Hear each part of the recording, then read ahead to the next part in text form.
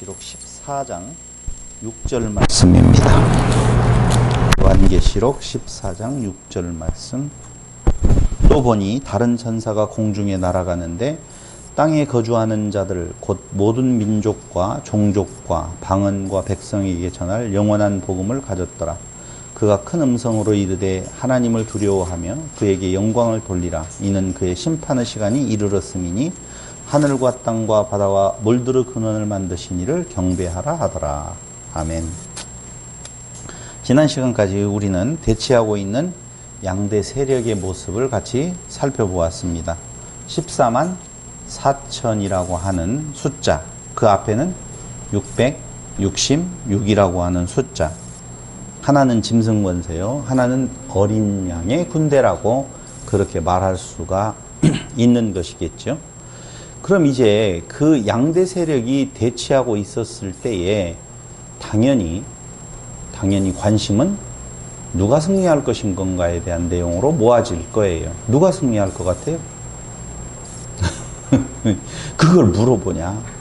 촌스럽게 이렇게 말을 할지 모르겠지만 궁금하겠죠. 왜냐하면 당시의 그리스도인들의 입장에서는 악이 이길 것 같은 생각이 들어갈 수 있는 상황이었었단 말이에요. 그렇잖아요. 바벨론, 로마. 당시에 바벨론이라고 하는 의미의 존재는 로마였었단 말이죠.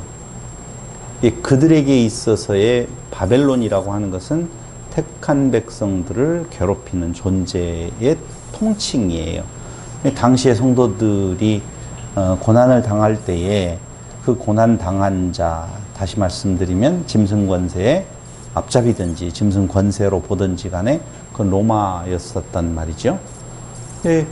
로마가 오히려 승리할 것 같은 저 세력이 무너질 거라고 생각이 안 들어갈 정도의 의구심을 가질 수밖에 없을 때에 하나님께서 요한을 통하여서 아니다. 힘내라 힘. 어린 양의 권세는 승리했다. 어린 양의 군대도 승리했다. 그럼 그 대상자로 있는 우리가 흔히 알고 있는 짐승 권세는 어떻게 되어질 것인 건가? 당연히 14장에서 말해주고 있는 내용 6절부터는 그들은 심판을 받는다는 것이거든요. 저렇게 강성한 존재로 있는데 그들이 심판받는다라고 하는 소식, 이건 정말로 상상을 어렵게 만드는 생각이지만 오늘 요한을 통하여서 힘내라 힘이라고 하는 의미에 있어서의 바로 하나님의 어린 양의 군대 14만 4천이 승리했고 그 대상으로서의 짐승 권세는 심판을 받는다라고 하는 내용이 오늘 14장 6절부터 나오는 내용인 것입니다. 그래서 14장 6절로 7절에서는 세상에 대한 심판이 선포되어집니다.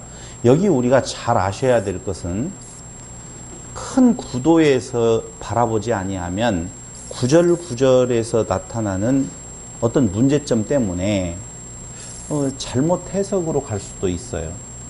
오늘 14장을 하나 보시기 바랍니다. 14장에 보면 6절, 또 보니 다른 천사가 공중에 날아가는데 땅에 거주하는 자들 곧 모든 민족과 종족과 방언과 백성에게 전할 영원한 복음을 가졌더라. 이렇게 나오잖아요. 무엇을 가졌다라고 지금 요한은 말해주느냐면은 복음을 가졌대요. 그럼 복음은 좋은 거예요, 나쁜 거예요? 좋은 거. 복된 소식, 좋은 소식, 유앙겔리온 뭐 이렇게 해서 좋은 것인 줄로 알잖아요. 근데 아무리 놓고 보아도 여기 저 영원한 복음을 가졌더라, 그런데 심판의 시간이 이르렀다 이 말을 하거든요. 그렇죠. 복음인데 심판이 나와요. 복음은 뭐가 나와야지 짝이 맞느냐면은 구원이 나와야지 짝이 맞거든요. 그렇잖아요. 그러니까 자세히 읽어보면 앞뒤가 잘 안 맞는 말들이 좀 있어요. 근데 그것들을 그냥 가요. 복음은 복음대로 그냥 머릿속에 들어오고, 심판은 심판대로 들어오고, 복음은 우리를 위한 말이고, 심판은 쟤들을 위한 말이다라고 그냥 그렇게 생각하는 거예요. 한 문장에 지금 모순된 두 부분이 나오고 있는데도 불구하고. 그래서 전체적인 의미를 알아야 된다. 그럼 14장 지금 6절부터 나오고 있는 내용을 쭉 보면 결국 어디까지 보면 되느냐? 저기 끝까지 그 성 밖에서 그 틀이 밟히니 틀에서 피가 나서 말굴레까지 닿았고 1600사디온에 퍼졌더라 라고 하는 내용을 보면 뭔가 이 스산한 분위기는 구원에 대한 내용이라기보다는 심판에 대한 내용이 선포되어지고 있는 장면이란 말이에요. 누구에 대한 심판? 짐승권세 안에 있는 자들에 대한 심판이 이루어지고 있는 내용을 말해주고 있는데 왜 복음이 거기에서 갑자기 튀어나왔을 건가? 두 번째, 거기 또 하나 보면은요, 어려운 문제가 하나 나와요. 그걸 제가 여러분들에게 지난 시간 예고를 해드렸었는데, 추수에 대한 내용을 이미 나오잖아요. 14절에, 14장 14절에 보면 또 내가 보니 흰 구름이 있고, 구름 위에 인자와 같은 이가 앉으셨는데, 그 머리에는 금멸류관이 있고, 그 손에는 예리한 낯을 가졌더라. 낯을 가지고 지금 무엇을 하느냐? 또 다른 천사가 성전으로부터 나와 구름 위에 앉은 이를 향하여 큰 음성으로 외쳐가로되 이르되 당신의 낯을 휘둘러 거두소서 땅의 곡식이 다 익어 거둘 때가 이르렀음이니이다 하니 이때 추수를 하라고 지금 낯에 대한 이야기가 나오는 것은 좋은 의미예요? 나쁜 의미예요? 왜 갑자기 꿀먹은 벙어리가 됐어요? 네, 추수할 때가 왔다. 낯을 들어서 추수해서 어디에다 넣는다? 곡간에다. 알고 온 곡간에다가 죽정이는 불에 태운다. 이렇게 되어 있잖아요. 그렇죠? 맞잖아요. 그래서 지금 근데 그 뒤에 보자고요. 자, 추수에 대한 이야기가 그런 줄로 알고 있는데 구름 위에 앉으신 이가 낯을 땅에 휘두르며 땅의 곡식이 거두어지니라. 참 좋은 의미인 것 같아요. 마지막 재난을 가지고 온 천사가 또 다른 천사가 하늘에 있는 성전에서 나오는데 역시 예리한 낯을 가졌다. 또 불을 다스린 다른 천사가 제단으로부터 나와 예리한 낯 가진 자를 향하여 큰 음성으로 불러 이르되 내 예리한 낯을 휘둘러 땅에 포도송이를 거두라. 그 포도가 익었느니라 하더라. 자, 포도송이의 추수. 아까는 포도송이가 아니라 뭐예요? 곡식이죠. 곡식이죠? 그럼 포도송이를 거두는 이 추수는 좋은 의미예요? 나쁜 의미예요? 네? 아니 생각을 말을 해주세요. 그거 자세히 보지 말고. 이게 좋은 의미 그래요. 그냥 일반적인 생각을 이야기해 주면 돼요. 자, 그런데 그 뒤에 보세요. 익었더라 익었느니라 하였더라. 천사가 낯을 땅에 휘둘러 땅의 포도를 거두어 하나님의 진노의 큰 포도주 틀에 던짐에. 진노의 포도주 틀에 던진대요. 포도를 거두어서 진노? 진노의 포도주 틀? 왜 던지지? 알곡은 모아서 복간해 드린다고 했는데 포도송이는 모아서 어디에다 던져요 지금? 문제가 있죠? 성 밖에서 그 틀이 밟히니 틀에서 피가 나서 말굴레까지 닿았고 1600스타디온 약 300km가 넘게 퍼졌다라고 나오는데요. 이건 그 포도의 추수는 좋은 거예요? 나쁜 거예요? 이게 어떻게 해석을 해야 돼요? 그래서 물론 지금 뒤에로 먼저 가서 이야기하는 것은 이 부분에 대한 내용에서 무엇을 지금 말해주고 있느냐 전체의 구도를 못 보면 이렇게 지금 지금 장 안에서도 두 번의 추수가 나오는데 하나는 좋은 걸로 갔다 하나는 나쁜 걸로 갈 수도 있고 이게 어떻게 되어진 것이지? 라고 할 수 있어요. 세 가지의 해석 방법이 있어요. 1번 좋은 추수다. 둘 다. 근데 그 포도주 틀이 밟혀서 포도주 틀에서 그렇게 피가 나온 것은 뭐냐? 해석하는 사람이 그렇다는 거예요. 어떤 사람은 이렇게 해석을 해요. 뭐라고요? 예수님께서 성 밖에서 골고다 언덕에서 죽은 것처럼 성도들도 그런 고난 가운데에서 추수가 이루어진다라고 하는 뜻이다. 이렇게 해석하는 사람도 있어요. 2번 추수의 의미는 택한 자는 곡식으로서 좋은 의미의 아까 추수고 불택자라고 흔히 말하는 자들은 포도주 틀에 밟히는 것 같은 그런 추수의 양면성을 둘 다 지금 하는 것이다. 3번. 둘 다 심판에 대한 추수를 말한다. 여러분들이 선택한다면 1번, 2번, 3번 어느 것 중에 하나요? 셋 중에 하나 중에 어떤 거요? 다 시작. 그럼 여러분들이 선택하지 아니하고 저는 뭐라고 말할 것 같아요? 1번, 2번, 3번 중에서? 저의 생각이 안 읽혀져요? 그건 다음 시간에 그럼 넘겨놓고 여러분들이 한번 고민 좀 해봐. 그거 고민하라고 그랬어요, 지난주간에. 예. 그렇잖아요. 그러면 앞에를 해석해 보면 이제 그 뒷부분에 대한 다음 주에 우리가 공부할 것에 대한 내용이 어쩌면 답이 나올 수도 있다는 거예요. 자, 이렇게 지금 대치 상황에 있는 그때에 어떤 다른 천사가 지금 나타났어요.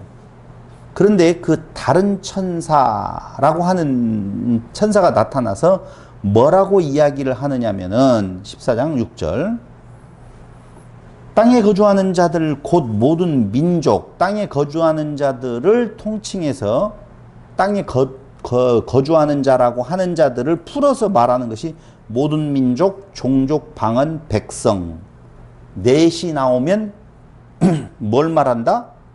모든 자라고 하는 것을 뜻한다고 그랬잖아요. 그렇잖아요? 네 개가 연속해서 설명을 해주면 전체를 말한다. 땅과 하늘과 뭐종 우주 전체를 말한다. 이 네 가지로 이렇게 이야기하면 모든 자예요. 그런데 그 모든 자에게 전할 영원한 복음을 가졌대요. 천사 하나가 나타났는데. 근데 그 전할 복음이라고 하는 내용이 바로 무엇을 말하는 건가? 우리가 알고 있는 것처럼 좋은 의미가 아니라는 거예요. 그러니까 다시 말씀드리면 이 천사가 나타나서 14만 4천 명에게 지금 말하는 것이 아니라 말을 하는데 누구를 대상으로 말을 하냐면 어떤 자의 결과를 말을 하냐면요. 짐승권세 아래에 있는 666 표받은 자들을 향하여서 선포하라는 복음이에요. 복음을 선포하라는 거예요. 그럼 복음은 좋은 것인데 왜 그걸 선포를 하게 되어지느냐? 여기에 참 중요한 것이 하나 있는데 원문에 보면은요.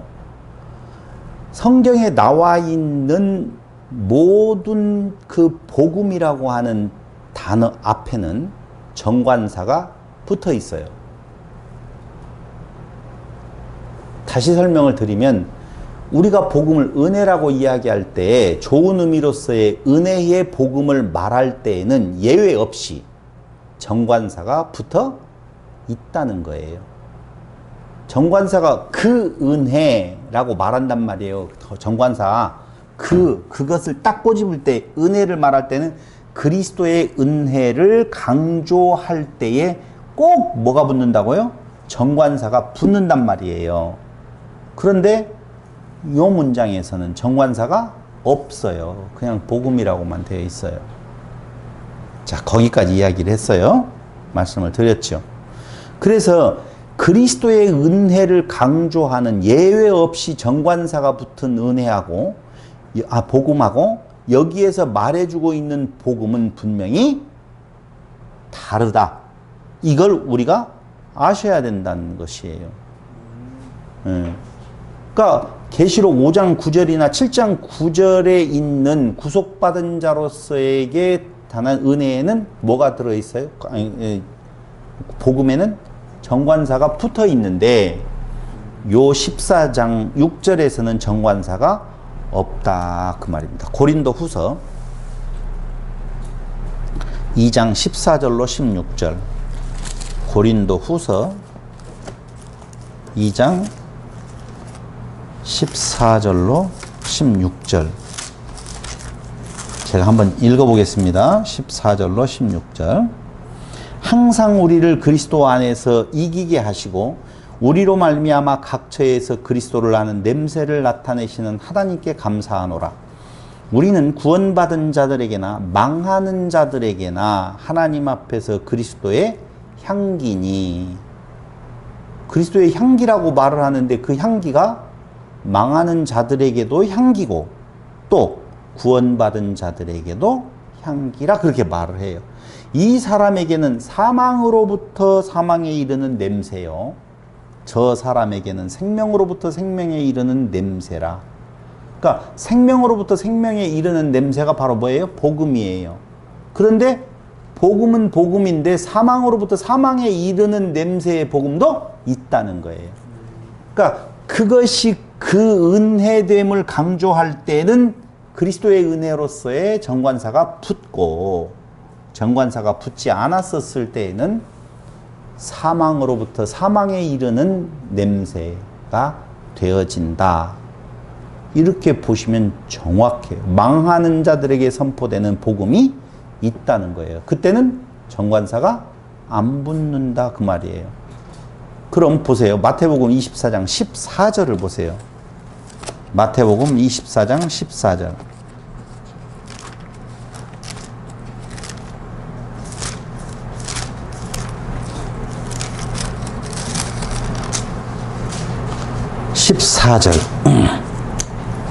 맞죠? 14절.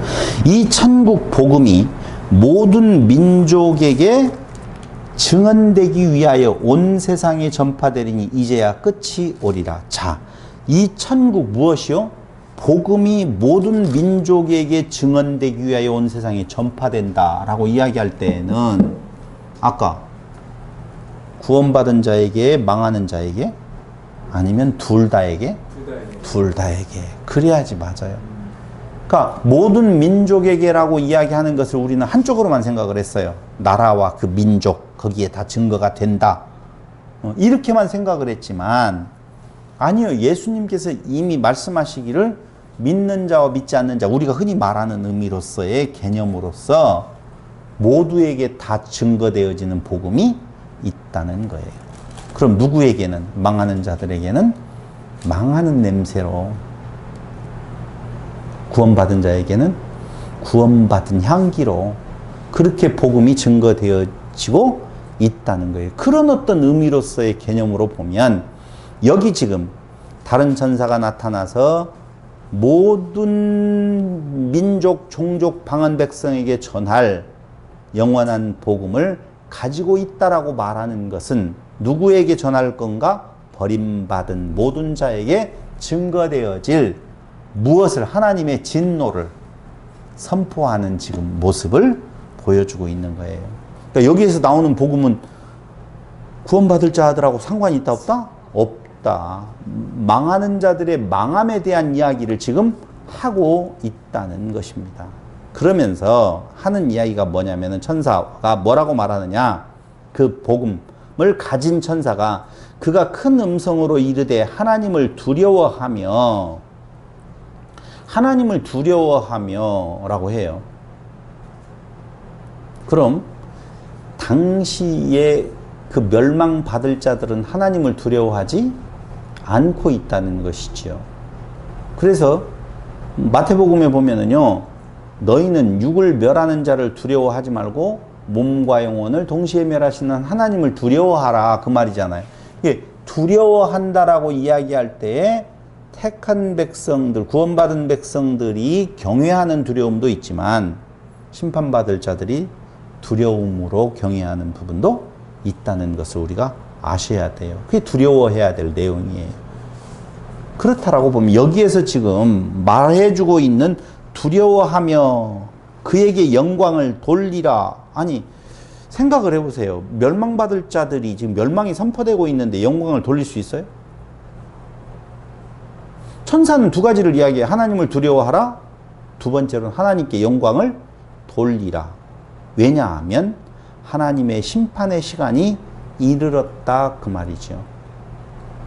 근데 여기에서 말해주고 있는 심판은요, 저쪽 요한계시록 앞에서 잠시 잠깐이라고 하는 표현으로 너희가 조금만 기다려, 잠시 잠깐이야 그 고난이. 근데 그거하고는 다른 거예요. 여기에서는 영원한 심판이기 때문에 아까 이야기를 했었잖아요. 거기 6절에 영원한 복음을 가졌더라 이 말이에요. 지금 영원한 복음은 영원한 심판에 대한 이야기를 가졌더라. 그러니까 여기에서의 지금 심판 선언이라고 하는 것은 그냥 과정에서 있는 괴로움 정도가 아니라 여기에서 말해주고 성경에서 말해주고 있는 불지옥이라고 하는 내용의 의미로서의 영원한 심판에 대한 내용이 그들 앞에 있다는 것이에요. 최후의 심판. 그러므로 어떻게 하라는 거예요? 경배하라는 것이지요. 심판하시는 이는 하늘과 땅과 바다와 물들의 근원을 만드신 분이니 거기 나오죠. 하늘, 땅, 바다, 물 이렇게 또 네 가지가 나오죠. 우주와 만물을 다 지으신 분이시니 심판하실 수 있는 권세도 있고 당연히 심판하시는 권세가 있으니 너희는 두려워하고 영광을 돌리고 그를 무엇하라는 거예요? 경배하라 라고 이야기를 하고 있는 것이죠. 요한계시록 11장 13절을 한번 보실래요? 11장 13절 구름을 타고 하늘로 올라가니까 11장 13절이 제가 잘못 봤어요. 다니엘서 4장 34절로 37절 다니엘서 4장 34절로 37절에 보면 그 기한이 참에 나 느부갓네살이 하늘을 우러러 보았더니 내 총명이 다시 내게로 돌아온지라 이에 내가 지극히 높으신 이에게 감사하며 영생하시는 이를 찬양하고 경배하였나니 그 권세는 영원한 권세요 그 나라는 대대에 이르리라. 지금 느부갓네살 왕이 하나님을 찬양하잖아요. 그렇죠? 하나님을 두려워하라, 하나님을 찬양하라. 멸망받을 자들도 당연히 하나님을 찬양한다는 것을 지금 보여주고 있는 거예요. 제가 읽어드렸어요. 또 하나 더 계시록에 나오는데 그건 그래서 치더라고요. 심판받는 자들도 두려움의 영광을 하나님께 돌린다. 그건 영원한 찬양은 아니었었어요. 느부갓네살은 오직 여호와만이 진짜 신이구나라고 말하는 것은 아니었어요. 다른 신을 섬기는 데 있어서 지금 이런 역사를 행하시는 세네 라고 하는 의미로서의 느부갓네살의 하나님을 찬양하는 것이 있단 말이에요. 왜 이 말을 지금 드리냐면은 근원적으로 그분만이 참 신이십니다라고 말하는 것은 구원받은 자들이거든요. 그러면 그들이 진짜 돌아와서 완벽한 회개가 이루어지면 멸망당할 이유가 없잖아요. 그렇잖아요. 근데 그들의 그 돌아옴의 회개, 그 찬양이라고 하는 것은 두려움에서 오는 공포스러운 찬양이라 그 말이에요. 이 말은 지금 성도들 앞에 놓여있는 바벨론 세력으로서의 로마, 바벨론 세력 같은 어떤 존재들이 있어요. 짐승 권세들이 있어요. 그들에게 매번 얻어 터지는 것 같아요. 그런데 그들은 결국 멸망당하게 되어 있고 그들도 두려움으로 하나님을 찬양하게 되어 있다는 것을 지금 성도들에게 요한을 통하여서 선포해주고 있는 것이라고 보셔야 된다는 것입니다. 그 다음에는요. 14장 8절에 보면 8절에 보세요. 땅과 바다 그 나와 이겠죠. 8절에 보면 또 다른 천사고 둘째가 그 뒤에 따라 말하되 또 다른 천사가 지금 나오고 있어요. 두 번째 천사가 나타나죠. 그렇죠? 이 두 번째 천사가 나타나서 최종적인 심판을 지금 선포하는 거예요. 8절에 보면은 또 다른 천사 곧 둘째가 그 뒤를 따라 말하되 무너졌도다 무너졌도다 큰 성 바벨론이여 모든 나라에게 그의 음행으로 말미암아 진노의 포도주를 먹이던 자로다 하더라. 다시 말씀드리면 세상은 돌이키지 않고 그들에게 최후의 심판이 임한다라고 하는 거예요. 끝까지 그들은 돌이키지 아니하고 결국은 바벨론에게 무엇이 심판이 임하게 되어진다라고 말하는데요. 보세요. 심판의 복음 결과로 주어지는 형벌로서 바벨론이 무너진다는 거예요. 그러니까 하나님의 복음, 심판의 복음이 선포되어지는 결과로서 바벨론은 무너지게 되어 있다. 바벨론은 한마디로 말하면 짐승 권세, 666의 권세거든요. 그럼 무너지게 되어 있다는 것이 지금 8절에 말을 해주고 있어요. 이사야서 21장 9절에 보면은요, 바벨론은 결국 함락되게 되어져 있다라고 말하고 있고요. 예레미야 51장 26절, 64절, 그리고 이사야 13장 19절로 22절을 참조해 보면은요, 바벨론 세력은 결국은 어떻게 되어진다? 무너진다, 그 말이에요. 그럼 그들은 이 말을 뭘로 들었을까요? 당시의 성도들은 로마는 결국 무너진다, 이렇게 들을 수 있다니까요. 아니요, 틀림없이 들었을 거예요. 여러분들과 저는 어떻게 들려요? 자, 이 바벨론 세력이라고 하는 내용, 무너졌다 바벨론이라고 하는 내용은요, 여러분 아셔야 될 것은 그가 한 행동이 뭐냐면요, 음행으로 말미암아 진노의 포도주를 먹이는 자라고 이렇게 이야기를 하고 있어요.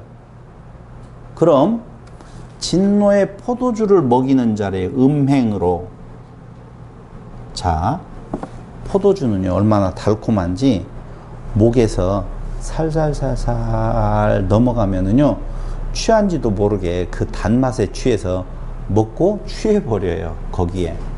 그러니까 이 말은 무슨 말이냐면요, 바벨론 세력, 짐승권세의 유혹은요, 지난 시간에 이야기했잖아요. 짐승권세는 정치적인 세력이 있고 또 하나는 종교 세력이 있다는, 종교 세력에 대한 이 음녀의 권세는 무섭다라고 이야기를 했잖아요. 왜 무서워요? 달콤해서 그냥 넘어가요. 그러면 첫 번째 그 권세의 작동은 에덴 동산에서 있었잖아요. 안 죽어. 먹어봐. 맛있다? 하나님과 같이 되는 거야. 이 유혹이요, 너무너무 강렬해서 그 유혹을 떨쳐버릴 수가 없다, 그 말입니다. 그게 바로 오늘 이야기하고 있는 음행으로 말미암아 진노의 포도주를 먹이던 자다라고 하는 내용이에요. 본래에 내 남편이 있는데 그 남편을 떠나서 자기가 하나님 되겠다라고, 자기 스스로가 신이 되겠다라고, 그 자리에 올라가겠다라고 하는, 그 올라갈 수 있다라고 하는 그 달콤한 유혹을 못 이기게 되어져 있다는 거예요. 그럼 당신은 로마 아시지요? 로마가 어떻게 음행으로 말미암아 포도주를, 진노의 포도주를 먹이고 있었어요? 그게 지난 시간에 이야기했던 먹을 것, 마실 것, 입을 것에 대한 통제예요. 그때 이야기를 했었잖아요.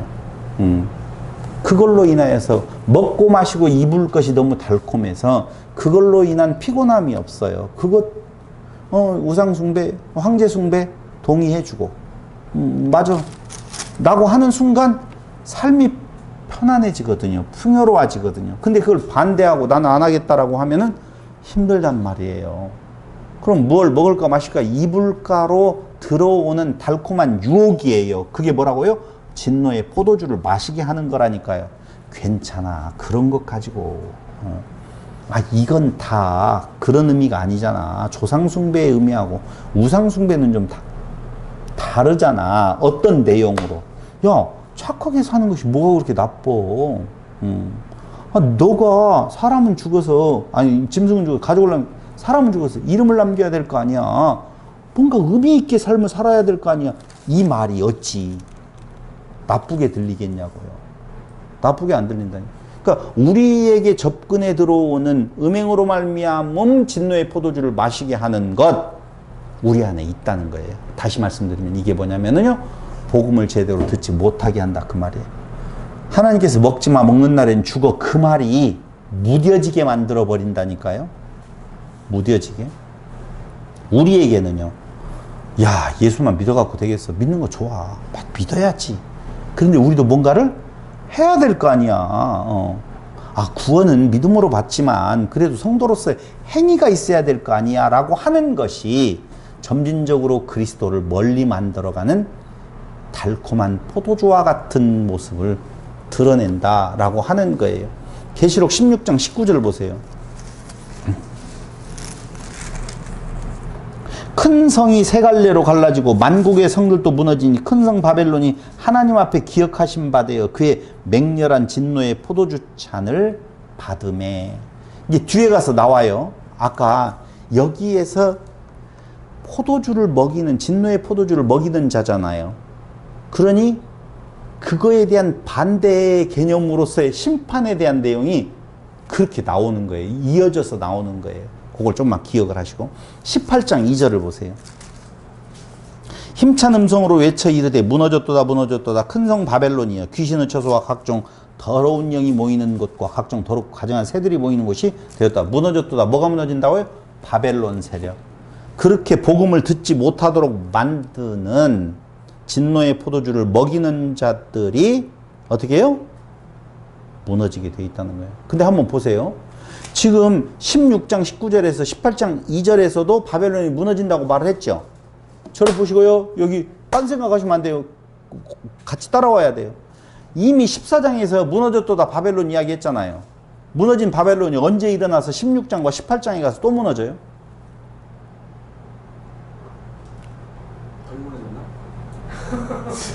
요한계시록을 해석하기가 어려운 이유가 이런 것들이에요. 왜 그러냐면은 요한계시록을 처음에 볼 때에 우리는 역사의 순서를 따라서 이게 언제 일어나고 언제 일어나고 언제 일어나고 이렇게 기록되어진 걸로 지금 생각한다니까요. 아니고 같은 사건을 같은 결과가 있을 사건을 여러 각도에서 대접재앙으로 나팔재앙, 인재앙으로 그것을 같은 내용을 다른 각도에 설명해 주고 있는 거예요. 그러니까 바벨론 무너지는 건 한 번이에요. 한 번으로 완전한 영원한 복음이라고 그랬잖아요. 영원한 심판의 복음이라고 그랬잖아요. 그건데 여기에서는 이렇게 다시 한번 말해주고 진짜 무너진다. 저기에서도 진짜 바벨론 무너지는 거야. 확실해 바벨론 무너지는 거야. 라고 하는 내용으로 요한계시록이 되어져 있어요. 역사의 순서가 아니에요. 그거 지금 제가 읽으면서 말씀을 드리는 거예요. 그러니까 어렵지 않다니까요. 요한계시록이. 어렵지 않은 그 뭘 말하고 있어요? 다 같이 시작. 바벨론은 무너진다. 14만 4천은 승리한다. 그 이야기예요. 근데 상황은 그렇게 안 보이기 때문에 그걸 그 상황이 그렇지 않은 것을 진짜는 이거다라고 보여주고 있는 거, 말해주고 있는 것이 요한계시록인데 우리는 그걸 세월로 해가지고 시간차 순서대로 언제 무슨 일이 일어날 걸 그걸 지금 알아보려고 하니 요한계시록 어렵다니까요. 그러니까 요한계시록 지금 덮어도 다 끝난 거예요. 이미 바벨론 무너져요. 바벨론 세력은 여기에서 이제 중요한 설명이 첫 번째 바벨론은 그발 바벨론이야. 옛날 바벨론. 두 번째 바벨론은 말이 나오면 좋겠는데 두 번째 바벨론은 시작. 진짜 바벨론 말고 가짜인데 바벨론이라고 말하는 것. 두 번째 바벨론 시작. 로마. 아 참나. 아 진짜 바벨론 있잖아요. 원 바벨론. 느부갓네살. 두 번째 바벨론은요. 로마를 지금 그때는 바벨론으로 표현하고 있고 세 번째 바벨론은요. 우리 안에 있는 바벨론이죠. 상관없는 거 아니에요. 바벨론이 무너졌으니까 이제 끝났다. 그게 아니고 우리 안에 바벨론이 확실히 무너지게 되어 있다니까요. 또 보세요. 거기 술 취함이라고 하는 내용 여기 예레미야 51장 7절로 8절을 한번 보세요. 이게 지금 무슨 말이냐면요. 음행으로 말미암아 진노의 포도주를 먹이던 자로서 술 취한 상태에 이르게 한단 말이에요. 근데 예레미야 인유를 어디에 세웠냐면요. 예레미야 51장 7절로 8절. 51장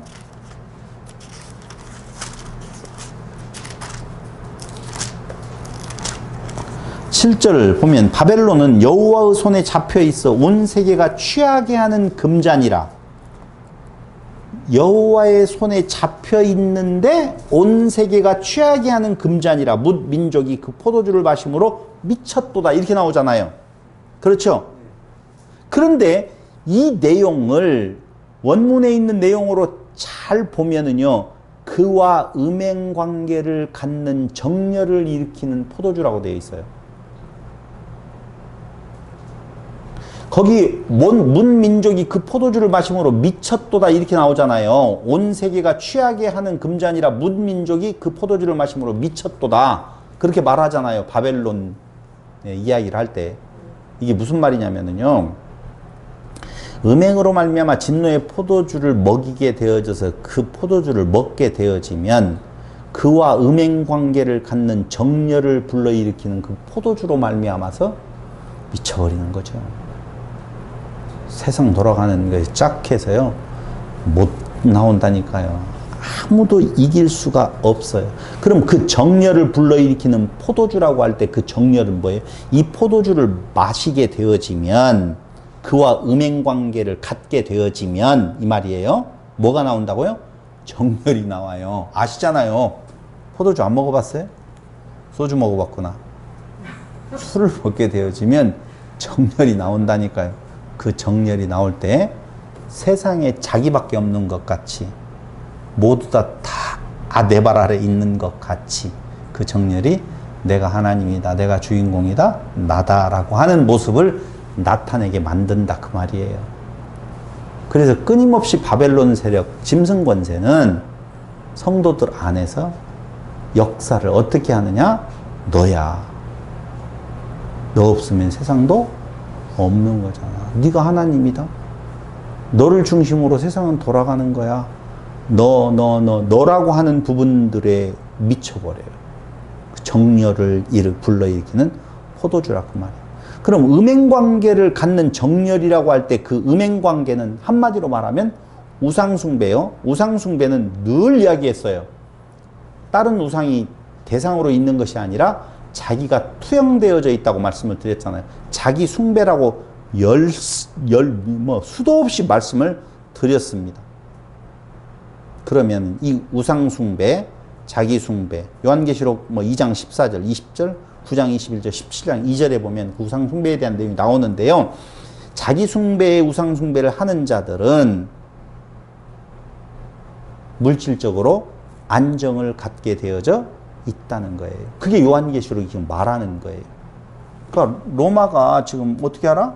우상숭배. 느부갓네살에 의해서 우상숭배가 이루어질 때에는 물질적인 안정을 선물로 주거든요. 그게 너무나 달콤해서 정열, 미쳐버리는 상태에 이르게 되어져서 다른 걸 생각하지 못할 정도가 되어진다는 거예요. 그게 물질적인 안정이에요. 그러니까 어디에서 믿음이 깨어질 수 있는 부분이 생기느냐? 맘몬이라고 이야기하잖아요. 우상은 다른 내용으로 보지 말고요. 물질, 즉 맘몬이라고 보시면 돼요. 그래서 이 독주를 마시게 되어지면, 포도주를 마시게 되어지면 다가올 심판에 대한 두려움이 마비가 되어진다 그 말이에요. 지금 그 물질적인 풍요로 말미암아서, 그 맘몬으로 말미암아서 요한계시록 18장 3절에 보면 이렇게 나오죠. 18장 3절에 보면은 이렇게 나와요. 그 음행의 진노의 포도주로 말미암아 만국이 무너졌으며 또 땅의 왕들이 그와 더불어 음행하였으며 땅의 상인들도 그 사치의 세력으로 치부하였도다 하더라. 상인, 물질, 연관이 굉장히 있어요. 여기에 한번 취하게 되어지면 두려움이 마비가 된다니까요. 무슨 두려움? 심판에 대한 두려움. 됐어, 이대로 살다가 죽는 게 낫겠다.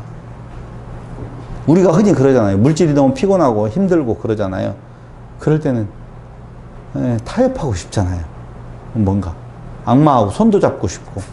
일반적으로도 그러는데 그게 신앙으로 인한 거라고 보면은 더더군다나 보이지 아니하는 영생에 대한 내용의 소망이 그 물질의 유혹을 이길 수가 없다 그 말입니다.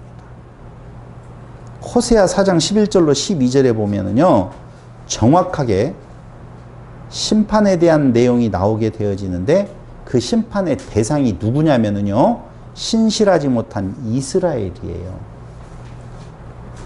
그러니까 우리는 이원론적인 사고를 가지면 제가 안 된다고 누누이 말씀을 드리는 것이 무엇 때문에 그러느냐면요, 이원론이라고 하는 개념이 나하고 너라고 하는 내용에 있어서 너가 지금 나는 빼고 오늘 심판을 이야기하는 대상자가 너인 줄로 생각을 한다니까요. 그게 아니고 지금의 입장에서는 그때 당신은 로마라고 하는 상대적인 괴롭힘을 주는, 끝으로라도 우상숭배를 하게 만드는 길드나 이런 것들을 통하여서 여러 가지 물질적인 제약을 주는 대상자들이 있었지만 지금의 상태에서는 너가 아니라 내 안에, 나 안에 너라고 하는 존재가 있다니까요. 그래서 호세아서에서 말해주고 있는 내용은 하나님의 심판이 이방 그 족속에게 임한다라고 하는 내용이 아니라 이스라엘, 신실하지 못한 이스라엘에게 임한다 그 말이에요. 왜 심판하셔요? 떼어내려고 하는 거 아니겠어요? 그거 떼어내야 되죠. 여기 나 안에 너 있으면 너를 떼어내야만이 진짜 그리스도인 나가 되어질 수밖에 없다는 거예요. 그래서 지금 8절까지에 대한 내용, 이 내용으로 우리가 정리를 해서 보면은요, 지난 시간 이야기했어요. 주님을 따라라 그랬죠. 나를 따라오려거든 뭐 십자가를 자기 십자가를 지고 이야기를 설명을 했잖아요. 그러니까 주님을 따르는 길은 무슨 길? 고난의 길이라고 말씀을 드렸어요. 세상 가치와 반대되는 길이라고 이야기했어요. 오늘 이야기로 보면은 술 취함에 빠지고 싶다는 유혹이에요. 그 짐승 권세가 진노의 포도주로 우리를 술 취함에 빠지게 만들어 가잖아요. 그건 뭐라고 그랬어요? 뭘 마실까? 뭘 먹을까? 마실까? 입을까에 대한 내용이잖아. 그게 세상 가치거든요. 근데 주님을 따르는 길은 그 세상 가치하고는 반대되는 길이기 때문에 당연히 고난이 따라오게 되어져 있어요. 마태복음 6장 24절에서 우리는 두 주인을 섬길 수가 없다라고 예수님께서 말씀하시는 내용을 너무너무 잘 알고 있단 말이에요. 그러니까 싸움은 어디에서 일어나는 건가? 그건 우리 육체가 누릴 수 있는 뭘 먹을까 마실까? 이불가에서 일어난다니까요.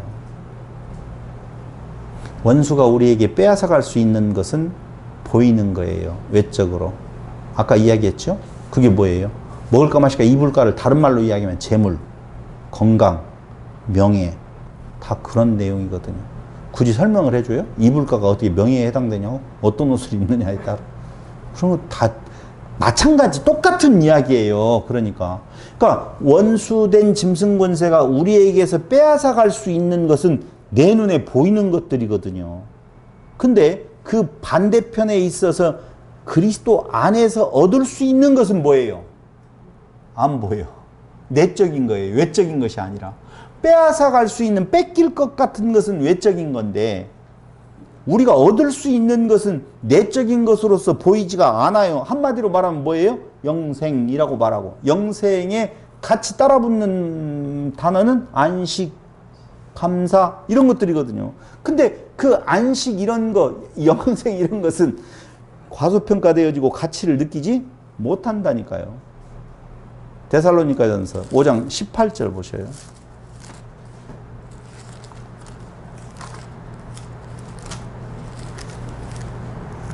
데살로니가전서 5장 18절 읽어보겠습니다. 5장 18절 범사에 감사하라. 이것이 그리스도 예수 안에서 너희를 향하신 하나님의 뜻이니라. 범사에 감사. 나와요? 안 나오죠? 뭐가 감사해요? 먹을까 마실까 입을까 채워지면 감사잖아요. 근데 그것 그리스도로 인하여서 그게 우리에게서 자꾸자꾸 없어져 가요. 대적이 우리에게 빼앗아갈 수 있는 것을 자꾸자꾸 가져간단 말이에요. 그럴 때 그걸 나에게 채워준다는 달콤한 포도주는 마시기 쉽지요. 마시기 쉽죠. 그래서 세상에서는 너희가 고난을 당한다 그렇게 말하는 거예요. 이렇게 질문하고 싶죠. 꼭 물질이 없어야만이 되는 거예요? 그걸 가치 삼지 않고 살아간다는 거예요. 그런데 또 다른 말로 이야기하면 나는 가치 삼고 살아가는 것 같은데 그럼 어떻게 하라는 말이야. 그걸 잘라낸다고요. 자꾸 이 언론으로 나는 그 가치를 안 따라가고 그리스도 안에 있는 영생의 가치를 따라가고 싶는 온전한 내가 된다라고 생각을 하고 그 밖에 있느냐 이것이냐 저것이냐 이 언론적으로 하나를 선택하라고 하는 걸로 알고 있지만 오늘 요한계시록에서 말해주고 있는 내용은 그 둘 중에 어느 길을 택할 것이냐가 아니라 우리 안에 두 마음이 싸운다고 그러잖아요. 이미 알잖아요. 우리 안에 두 마음은 어떤 마음이에요? 여기 지금 두 마음 그대로 다 이야기를 하잖아요. 그 두 마음 중에 한 마음은 완전히 심판을 받아서 잘라내버리겠다는 거예요. 아까 이야기했잖아요. 멸망에 대한 진노에 대한 선포는 이방인들에게 했던 말이 아니라 누구에게? 이스라엘에게 했던 말이라고 에스겔서에 대한 이야기를 했잖아요. 그렇죠? 그런 내용이에요. 우리 아무 관계가 없는 내용이 아니에요. 우리는 이제 구원 받았으니 전 멸망당한다라고 지금 선포하고 있으니까 그런다. 그때 당시에 로마라고 하는 것과 성도들이라고 하는 초대교회하고의 관계를 통하여서 지금 우리에게는 우리 안에 두 마음이 존재한다니까. 요한계시록을 자꾸자꾸 밖에 있는 어떤 세력이 쳐들어와서 나를 그렇게 보시면 안 돼요. 우리는 우리 안에서 유혹받고 있어요. 그걸 잘라내겠다는 것이죠. 얼마나 감사한지 모르죠. 어떻게 잘라내요, 우리가? 못 잘라내요. 근데 언제까지 그 싸움이 일어난다고요? 그래도 개인적인 사망에 이를 때까지라고 10번도 더 이야기했어요. 요한복음 16장 33절. 그거 그렇게 이야기하고 있는 거예요. 뭐라고? 세상에서는 너희가 고난을 당한다. 미치겠다. 세상에서는 살아있는 동안에 너희가 고난 당한대요. 고난 당해야죠. 그래야지 완벽하게 잘라질 거 아니에요. 어떤 존재인가를 알 거 아니에요. 그래서 날마다 죽는 바울의 모습이 우리에게 교훈이 되는 거예요. 요한복음 16장 33절.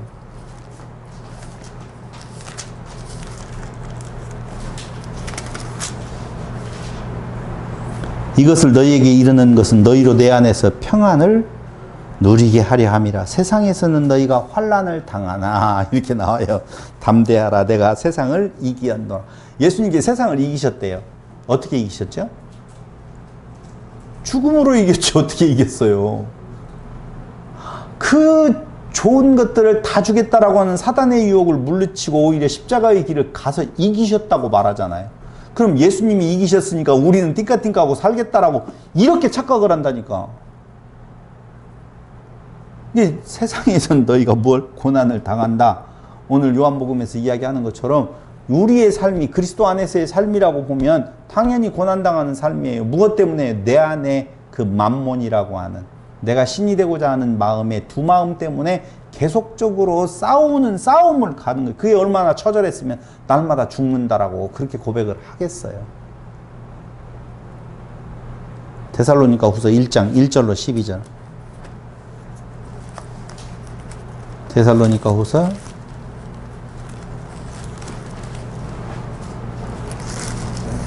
데살로니가가 찾기가 어렵더라.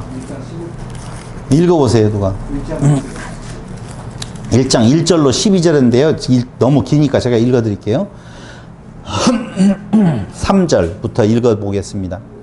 형제들아 우리가 너희를 위하여 항상 하나님께 감사할지니 이것이 당연함은 너희의 믿음이 더욱 자라고 너희가 다 각기 서로 사랑하며 풍성함이야. 그러므로 너희가 견디고 있는 모든 박해와 환난 중에서 너희 인내와 믿음으로 말미암아 하나님의 여러 교회에서 우리가 친히 자랑하노라. 이는 하나님의 공의로운 심판의 표요 너희로 하여금 하나님의 나라에 합당한 자로 여김을 받게 하려 함이니 그 나라를 위하여 너희가 또한 고난을 받느니라. 너희로 환난을 받게 하는 자들에게는 환난으로 갚으시고 환난을 받는 너희에게는 우리와 함께 안식으로 갚으시는. 근데 보여요, 안 보여요? 안 보여요. 하나님의 공의신이 주 예수께서 자기의 능력의 천사들과 함께 하늘로부터 불꽃 가운데로 나타나실 때 하나님을 모르는 자들과 우리 주 예수의 복음에 복종하지 않는 자들에게 형벌을 내리시리니 이런 자들은 주의 얼굴과 그의 힘의 영광을 떠나 영원한 멸망의 형벌을 받으리로다. 그날에 그가 강림하사 그의 성도들에게서 영광을 받으시고 모든 믿는 자들에게서 놀랍게 여김을 얻으시리니 이는 우리의 증거가 너희에게 믿어졌습니다. 이러므로 우리도 항상 너희를 위하여 기도함은 우리 하나님이 너희를 그 부르심에 합당한 자로 여기시고 모든 선을 기뻐함과 믿음의 역사를 능력으로 이루게 하시고 우리 하나님과 주 예수 그리스도의 은혜대로 우리 주 예수의 이름이 너희 가운데서 영광을 받으시고 너희도 그 안에서 영광을 받게 하려 함이라. 뒷말만 우리 걸로 하고 싶죠. 그 받으시고 환난 뭐 이런 거 안 하고 싶고. 근데 성도들이 그런 유혹에 많이 빠진다니까. 뒤에 결과론적으로 어디에서 이루어질 내용이에요? 이 땅에서 이루어질 내용이 아니란 말이에요. 그 예수님도 그랬고 모든 믿음의 선진들이 다 보여줬던 거예요. 근데 우리는 그 약속된 영원한 복을 이 땅 위에서 어떻게 실현되어질으면 좋겠다라고 하는데 그때 달콤한 유혹에 넘어간다고요. 마태복음 24장 13절로 29절 보셔도 마찬가지 참고하세요. 그래서 요한 1서 5장 4절 한번 보실래요? 요한 1서 5장 4절.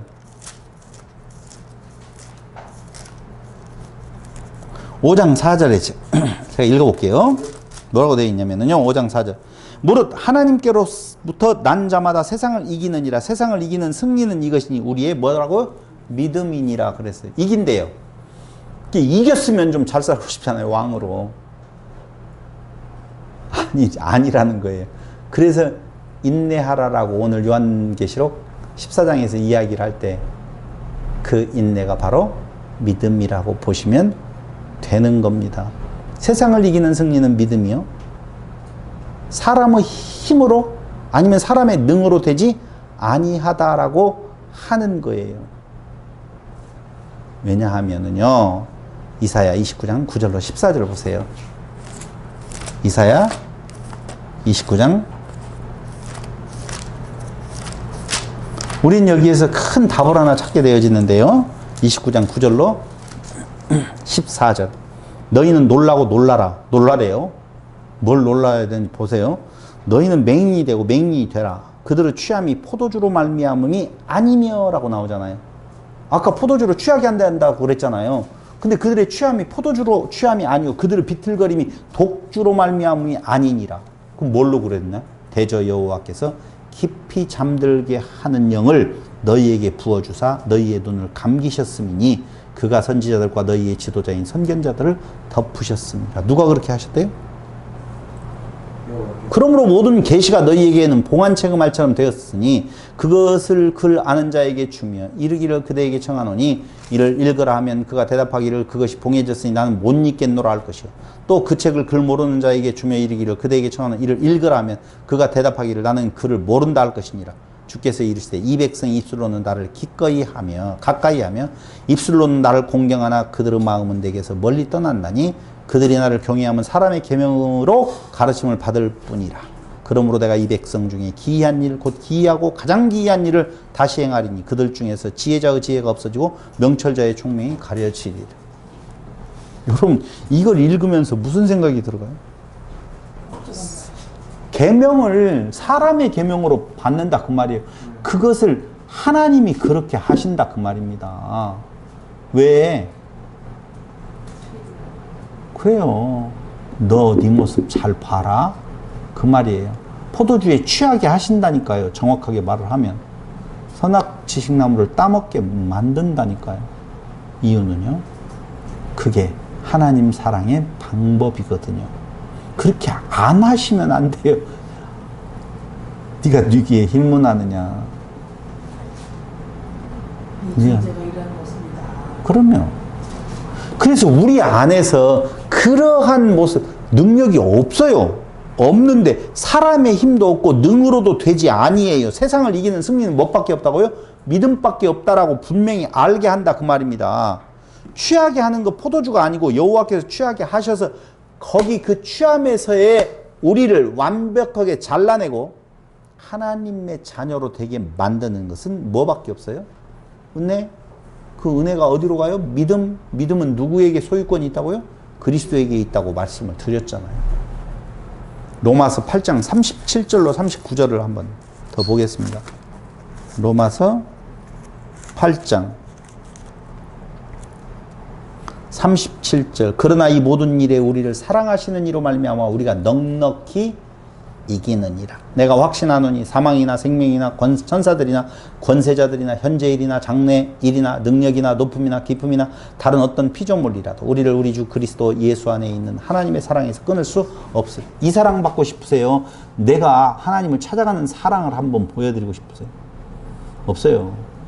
진노의 포도주는요 너무 달콤해서요 우리의 능력, 우리의 힘으로 절대 되어지지 아니하고 하나님께서 단단히 묶어놓은 누구도 못 끊을 믿음, 은혜로 되어진다라고 하는 사실을 우리에게 알게 하는 거예요. 근데 우리는 끝까지 별것도 없는데도 불구하고 이 땅 위에서 나라는 존재로 말미암아 무언가 드러내고 싶은 부분이 있다는 거예요.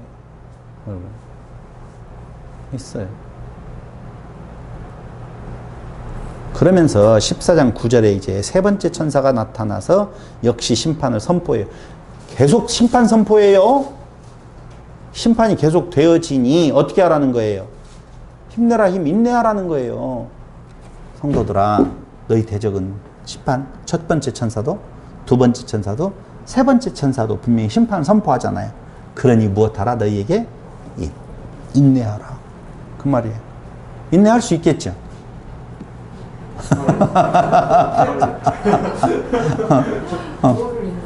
뭘 인내하라고 한번 보자고요. 뭘 인내하라고 하는지 한번 보세요. 요한계시록 14장 9절. 도대체 뭘 인내하라고 하는지는 모르겠다. 14장 9절 한번. 또 다른 천사 곧 셋째가 그 뒤를 따라 큰 음성으로 이르되 만일 누구든지 짐승과 그의 우상에게 경배하고 이마에나 손에 표를 받으면 그도 하나님의 진노의 포도주를 마시리니 그 진노의 잔에 섞인 것이 없이 부은 포도주라. 여기 진노의 잔에 섞인 것이 없이, 이 말은 무슨 말이에요?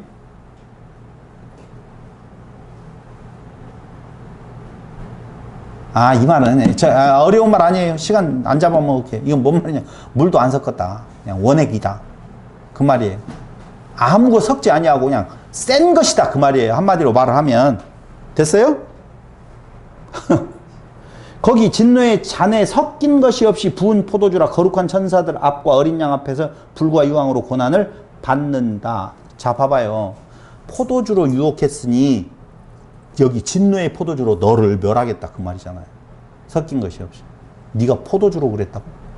그냥 진노의 포도주로 너를 멸망시킬 거다. 지금 그렇게 이야기를 하고 있다니까요.